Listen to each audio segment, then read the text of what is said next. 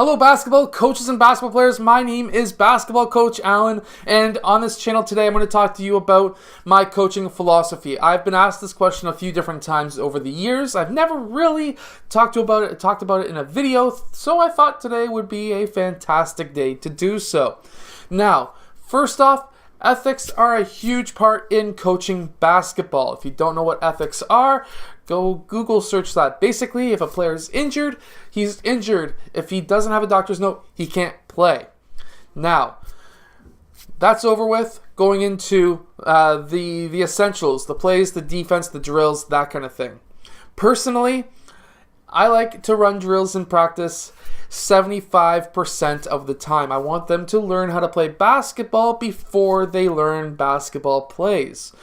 The first thing, however, the first play I teach every single one of my players is the 5-out pass and cut, pass and screen 4, and pass and screen away. Those are the 3 plays that I run consistently every single year. Now going from there, depending on the age group, I might be adding in more plays. So if they're at the middle school level, we'll add in 3-4 different set plays on top of that motion offense.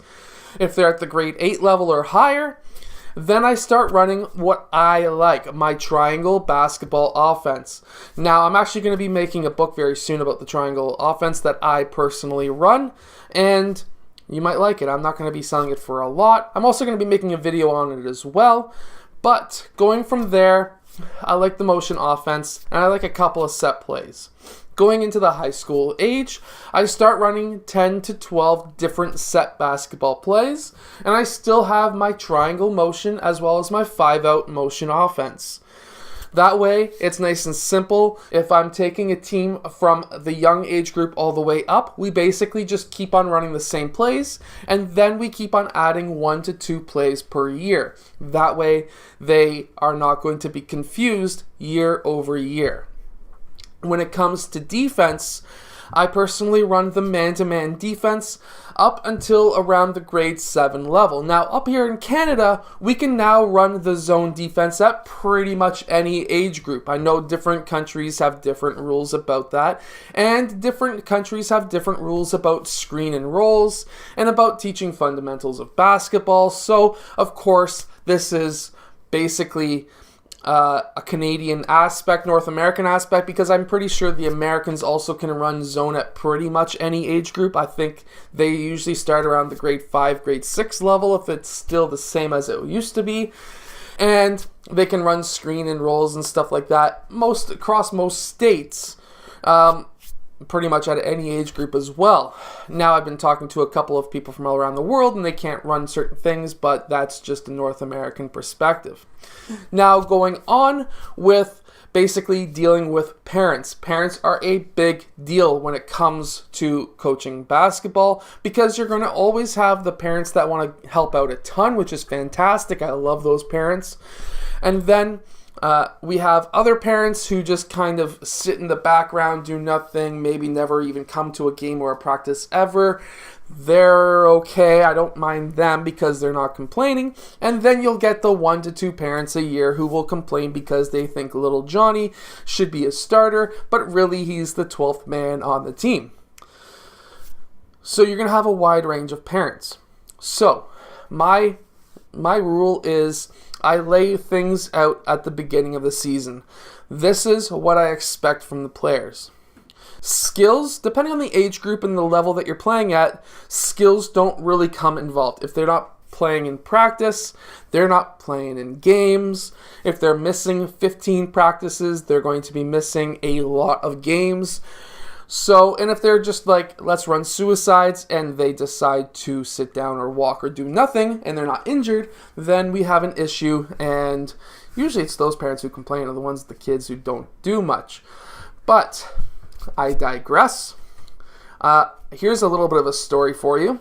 My first year coaching club level basketball. Up here we call it rep basketball. Down in the States they call it AAU. Yes, we have a few AAU teams up here, but that's totally separate.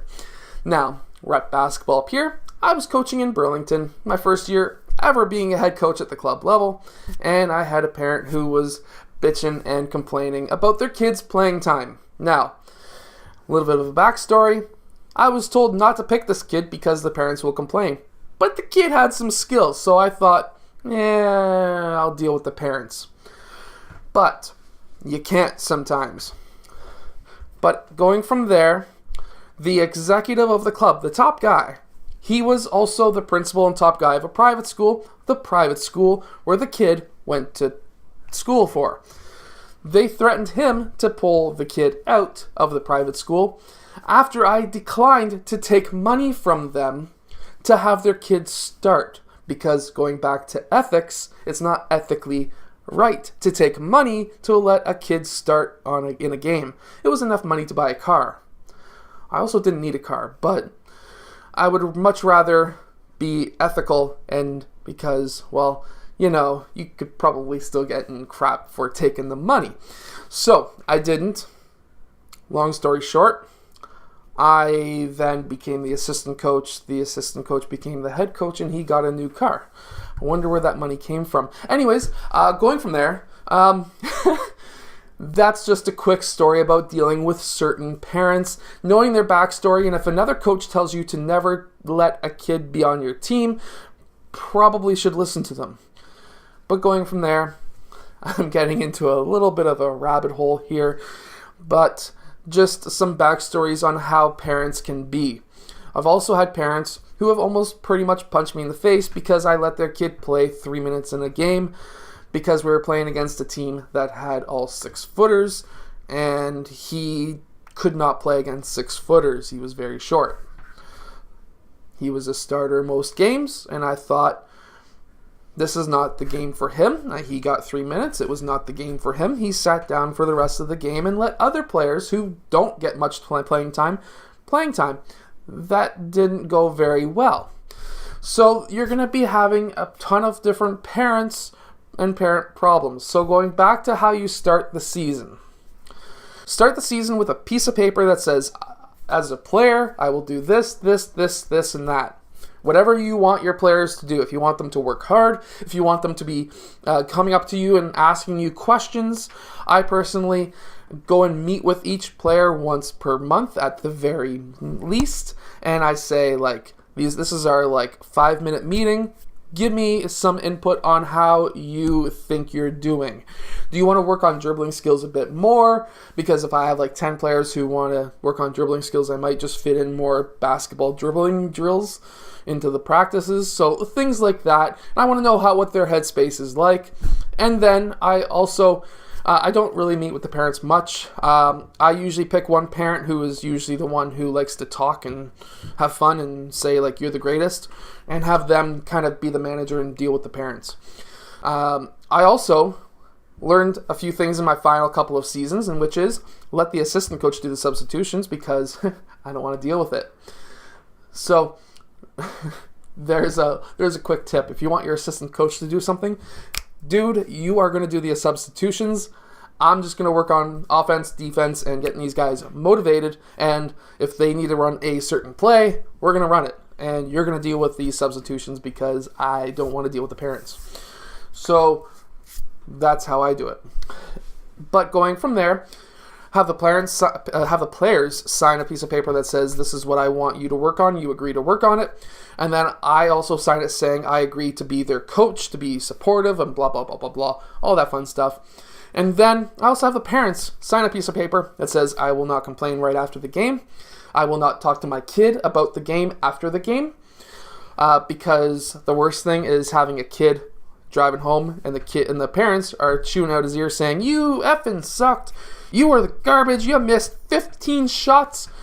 Because most parents will just look at the game of basketball and say, you took 15 shots, you made one, what the hell is wrong with you? Well, I will look at it and say, you missed 14 shots, but you grabbed 14 rebounds, got 11 assists, and got 5 steals. So I'm okay with those missed shots because you got all the other stuff. Parents don't usually look at it that way, so I usually say 24 hours, don't talk about the game, let the kid process it in his own mind, and then you can talk to them about it if you want. Usually by that time, the parents have forgotten about the 14 missed shots, and it makes the kids' life easier. I hope that you have enjoyed today's video. I hope that this gives you some tips. If you want some coaching tips and some coaching practice plans, go check out the link in the top comment below, as well as the description. You might like that webpage. I will see you guys again later on today.